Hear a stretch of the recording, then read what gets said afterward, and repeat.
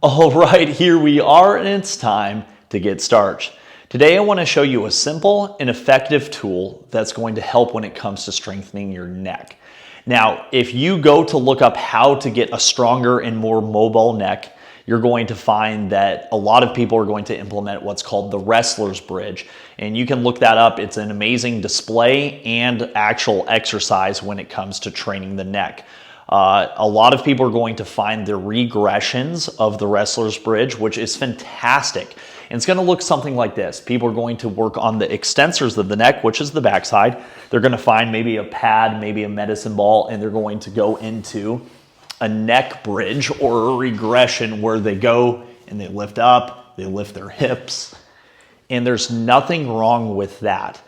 But the problem with the wrestler's bridge is that a lot of people have poor quality connective tissue when it comes to their neck, and they also probably lack segmentation, which means that each individual joint or vertebrae doesn't distribute load equally. And a lot of people tend to have a hinge point in the neck, and specifically, generally around like C6 or C7, they're going to have a hinge point, which means that all the force, all the load is getting distributed into that area, so it doesn't get shared across the 7 vertebrae. Now, what that means is when people go to do something like a wrestler's bridge, which is awesome, amazing, and great, especially the regressions, they might have a positive experience, but a lot of people have a negative experience, and they find that it can exacerbate that hinge point, especially if they're new to neck training and they're kind of just getting into it. So I have a simple and amazing way to start loading the neck, and specifically the extensors. I find that we run into this more when it comes to extension rather than flexion,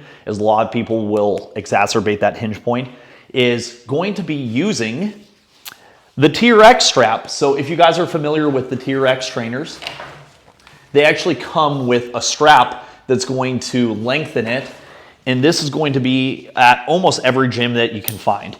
So this is just the strap that adds length and allows you to hang the TRX from a higher location.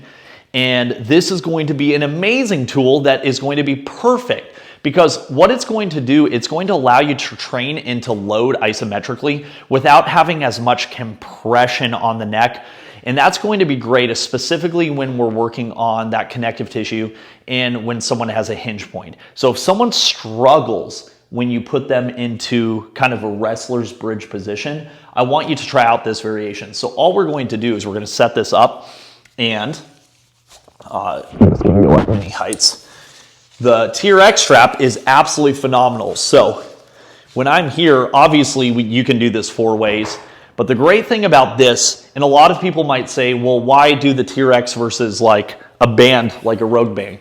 This is great, but when I start to press into the band, it's still going to yield. So when I'm doing an overcoming isometric, so if I go here, I can find my position, I can make sure that that feels like I can load this heavily, because a lot of people, when they start to engage, are going to feel maybe that discomfort, that hinge point, or that poor quality connective tissue. So obviously, if I'm loading into flexion, I can start to ramp up.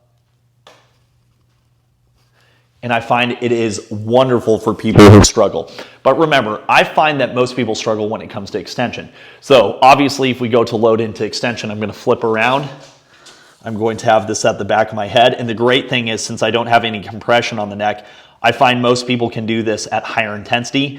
And this is a great precursor before you start adding length and compression in the wrestler's bridge variation. So if I go here in the back, it's going to look like I'm doing nothing. That's kind of how isometric work should be. Now, like anything, you don't want to just go 0 to 100. That'd be like if someone's never done a deadlift before. You don't just go maximally on the first time. So I would spend maybe 2 to 4 weeks building up to max efforts. But after about 3 to 4 weeks, you should feel comfortable going absolute yobble and yeeting yourself on this exercise. So if I'm here, once again, grab that. You're going to find there's no slack in this band, and going off the stall bar works nicely. So if I'm here, I can also press away with my hands, and then I can slowly start to drive away. And I know in the video it looks like I'm doing nothing.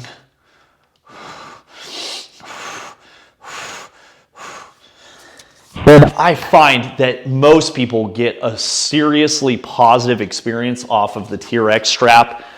And then once again, we don't want to say that something's bad and something's good. It's not that this position is bad or dangerous or wrong. In fact, I find that people that can demonstrate a proper wrestler's bridge, probably have great strength, range, and connective tissue health of the neck. But for a lot of people, especially people doing jiu-jitsu, contact sports, or anything that's going to stress the neck, they often have poor quality connective tissue, shitty joint health, and then when they go into the wrestler's bridge, it can just compresses and confounds those problems. So I want you guys to try doing your neck isometrics off the TRX strap. In fact, like I said, obviously 4 ways. I can mess with the angle, so I can start to add in a little bit of flexion.